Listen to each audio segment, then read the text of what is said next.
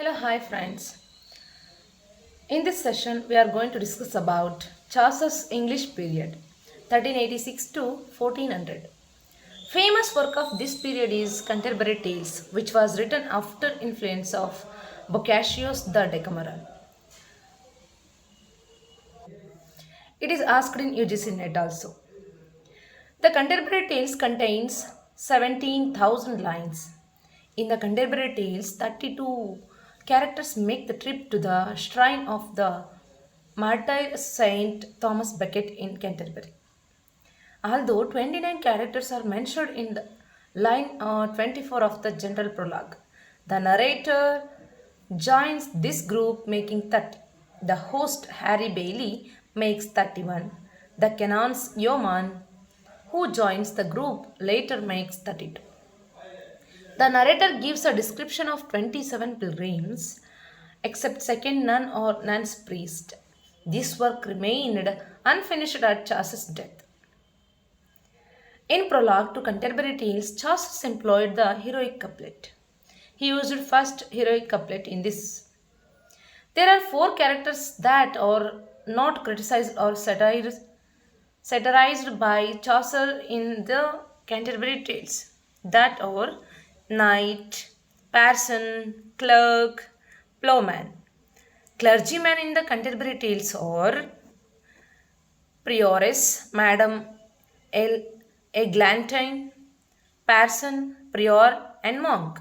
Canterbury Tales have the characters from three social groups or estates with nobility, church, and commoners. Opinion of Chaucer's about different characters of Canterbury Tales in the prologue. Plowman, he would help the poor for the love of Christ and never take a penny. About Plowman, Chaucer say he would pay his taxes regularly.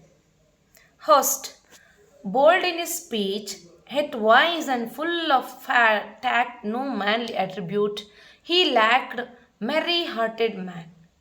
Doctor, physician, he was rather close to expense and kept the gold he won in pestilence. Gold stimulated the art, or so we are told, had a special love for gold. A reeve, he was under contract to present the accounts right from his master's earliest years. No one ever caught him in arrears. Miller, a wrangler and buffoon who had a store of tavern stories, filthy in the main, was a master hand at stealing grain. Summoner, loved garlic, onion, leeks, and drinking strong wine till he was azzy. Then he would shout and jabber as if crazy and wouldn't speak a word except in Latin when he was drunk. Franklin, his house was never short of baked meat, piece of fish and flesh, and these in such supplies it positively snowed with meat and drink and all the dainties that a man could think. Clerk of Oxford, his horse was thinner than a rake and he was not too fat, but had a hollow look. So sober stared the thread upon him. His overcoat was bare. Freer knew the Tarvin well in every town, and every innkeeper and barmaid too, better than leapers, beggars, and the crew kept his tippet suffered with pins of for culls and pocket knives to give to pretty girl. Merchant had set his wrist to work, none knew he was in debt, was so stately in negotiation, loan, bargain, and commercial obligation. Wife of Bath, liked to laugh and chart and knew the remedies of love's mischances, and art in which she knew the oldest dances. cook had an ulcer on his knee. As for Blan- Blansmang, he made it with the best. Characters the Conterbury Tales.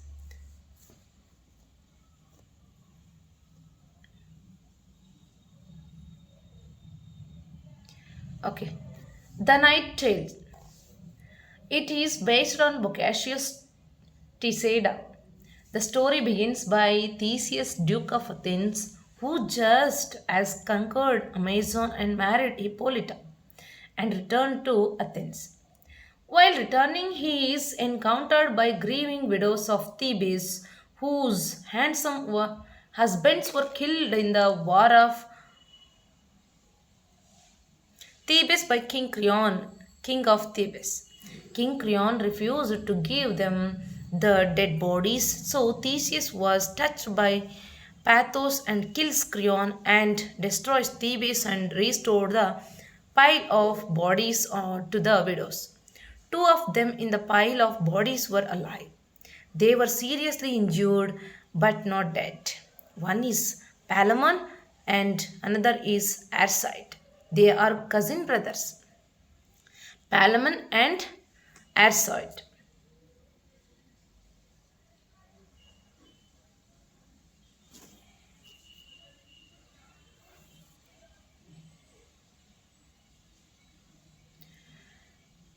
They are cousin brothers. Duke Theseus ordered to put them in prison. While in prison, Palamon sees Emily, a charming, beautiful, and attractive sister of Hippolyta, through back windows and falls in love. Soon, Arcite also got up and sees Emily, and he also fell in love with her. Arcite was ransomed by his friend and rescued, but Duke Theseus banished him from Athens. But he disguises as a page boy of Emily and walked in Emily's chamber secretly. Poor Palamon escapes from prison and they both, Palamon and Arcite, met in a forest. Duke Theseus caught them while going for hunting and commanded them to be killed. But kind Hippolyta requests Duke not to do so. A deal is made by Theseus, both the convict should collect 100 soldiers and fight. The winner will get Emily as wife. Palamon prays to Venus, goddess of love, and Arcite prays to Mars, god of war, while Emily prays to Diana, goddess of chastity and madness. The war begins and Mars gives victory to Arcite as he earlier whispered victory. Goddess Venus cries to his father Saturn as she got defeated. So Saturn ordered Earth to shake the horse on which Arcite was riding and threw him away, and Arcite died. Now Venus won the Palamon, got Emily's hand as Arcite finally wished them to marry, and they lived happily forever. The knight is socially the most prominent person on the pilgrimage, epitomizing chivalry, truth, and honor. He stands apart from the other pilgrims because of his dignity and honor. Second tale is Miller's tale. The host asks Monk to tell the next tale, but drunken Miller interrupts and insists that his tale should be the next. Tale begins there was a foolish carpenter named John who had a beautiful wife named Alison. Nicholas is a young scholar of astrology. He is rusty and covets lovely Alison. One day, when John was not at home, Nicholas seduced Alison. First, she resisted, but finally agreed. She worried that if her husband finds this out, he will kill her. Nicholas made a plan for it. Nicholas lied John that there will be great floods tomorrow, like Noah's flood. So he ordered John to tie the three tubs to the beam of ceiling with rope and fill the tub with food so that they can escape when flood comes.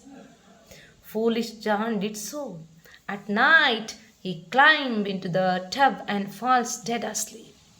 The two, Alison and Nicholas, get out of the tub and spend the whole night together. Absalom, a parish clerk, also had been wooing Alison. While Nicholas and Alison were enjoying, Absalom saw this and asked Alison to kiss him. But she insulted him. But when second time he asked for a kiss, Nicholas showed his back, and Absalom got pissed and applied hot poker on Nicholas' back. And Nicholas shouted, "Water, what?" Hearing of water, John got up and cut the rope of the tub and fell down and broke his legs. This is beautiful. Third one is the Reeves tale. As Miller told the tale about a carpenter and Reeves was also doing carpentry, so he takes Miller's tale as offense and counters with his own late tale of dishonest Miller. Reeve tells the story of two students, John and Alain.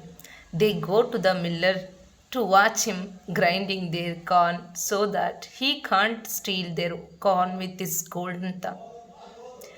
Miller unit unties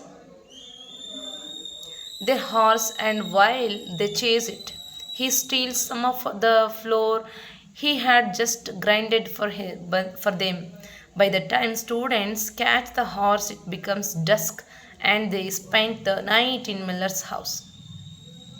That night, Alain seduced Miller's daughter while John seduces Miller's wife. When Miller woke up and found out what had happened, he tried to beat the students. His wife, thinking that her husband is actually one of the students, hits Miller's over the head with a staff.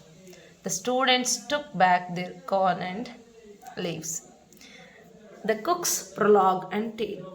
Cook's name is Roger. The cook enjoys the Reeves tale and offers to tell another funny tale. The tale is about an apprentice named Perkin who drinks and dances so much that he is called Perkin's Reveler. Finally, Perkin master decides to leave the apprentice as he was corrupting other servant too. Perkin decides to stay with a friend who loves drinking and gambling, and he had a wife who was a prostitute. The tale breaks off after 58 lines. This story is unfinished. Fifth one, the prologue and the tale of man of law. The host Harry Bailey reminds his fellow pilgrims to waste no time because lost time cannot be regained. He asks the man of law to tell the next tale. The man of law apologizes that he can't tell any suitable tale that Chaucer had not already told. Chaucer, may unskilled as a poet, says the man of law, but he has told more stories of lovers than Ovid, and he doesn't print tales of incest as John Gower does. In the prologue, the man of law laments the miseries of poverty and remarks how fortunate merchants are, and says that his tale is the one which is told to him by merchant. In the tale, the Muslim Sultan of Syria converts its entire sultanate to Christianity in order to persuade the emperor of Rome to give him his daughter Constance in marriage. The Sultan's mother and her attendants remained faithful to Islam. The mother tells her son that she wishes to hold a banquet for him and all the Christians. At the banquet, she murders her son and all the Christians except Constance, who she sets adrift in a rudderless ship. After years of floating, Constance runs ashore in Northumberland, where a constable and his wife Hermenegilde offer her shelter. She converts them to Christianity. One night, Sultan makes a young knight to sneak into Hermengild's chamber and murder her, and places the bloody knife next to Constance, who sleeps in the same chamber. When the constable returns home, accompanied by Allah, the king of Northumberland, he finds his slain wife. He tells Allah the story of how Constance was found, and Allah begins to pity Constance. He decides to look more deeply into the murder, just as the knight who murdered Hermenegilde is swearing that Constance is more deeply into the murder. Constance is the true murderer, but he is struck down and his eyes burst out of his face, proving is guilty to Allah and the crowd. The convict knight is executed. Allah and many others converted to Christianity, and Constance and Allah marry. While Allah was away in Scotland, Constance gave birth to a baby boy named Mauritius. Allah's mother, Dongild, Donegild intercepts a letter from Constance to Allah and substitutes a counterfeit one that claims that the child is di- disfigured and bewitched. She then intercepts Allah's reply, which claims that the child should be kept and loved no more, no matter how malformed. Donegild substitute a letter saying that Constance and her son are banished and should be sent away on same ship on which Constance arrived. Allah returns home and finds out what happened and kills his mother, Donegild. After many adventures at sea, including an attempted rape, Constance ends up back in Rome where she reunites with the Allah who has made a pilgrimage there to atone for killing his mother. She also reunites with her father, the emperor. Allah and Constance return to England, but Allah dies after a year. So Constance returns to Rome once again. Mauritius becomes next Roman emperor. Sixth one,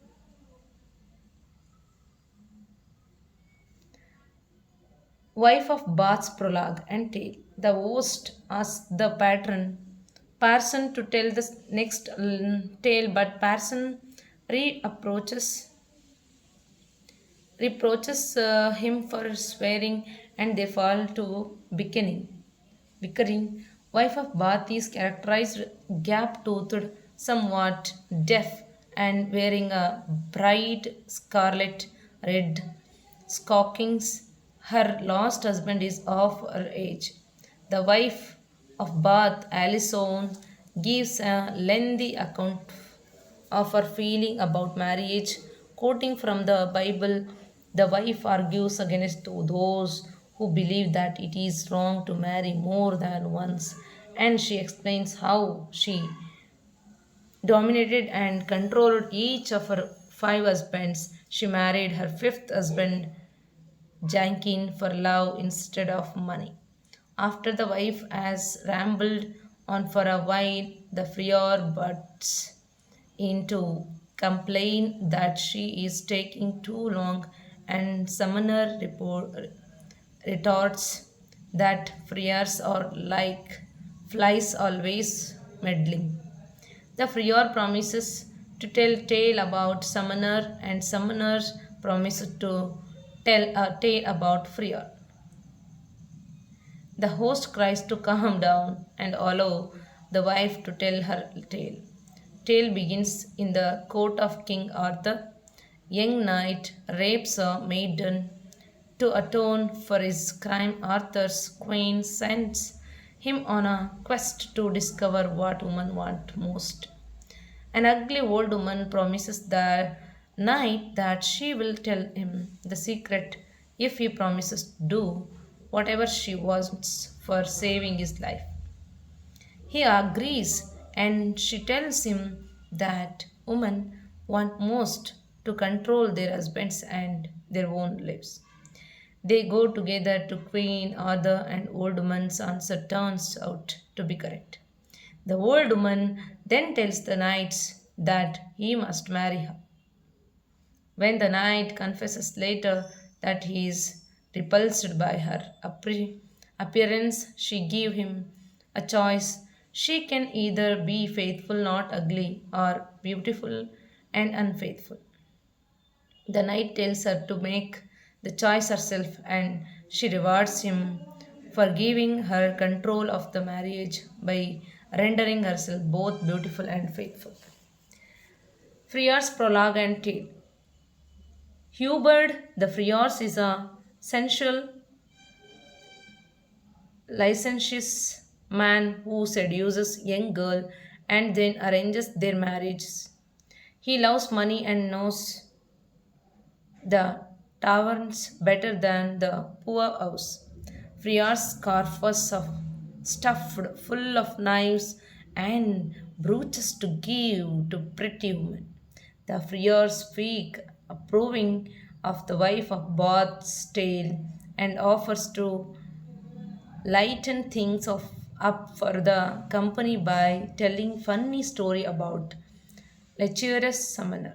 Summoner does not reject but promises to pay the friar back in his own day.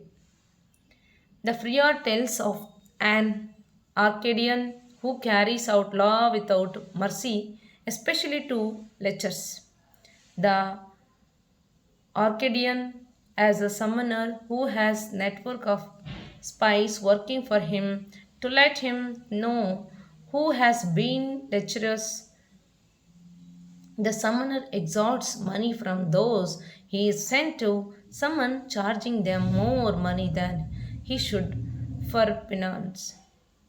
He tries to serve a summons on a Yaman who is actually a devil in disguise. After comparing notes on their treachery and extortion, the devil vanishes. But when summoner tries to prosecute an old wealthy widow unfairly, she cries out that the summoner should be taken to her. The devil follows the woman's instruction and lays the summoners to hell.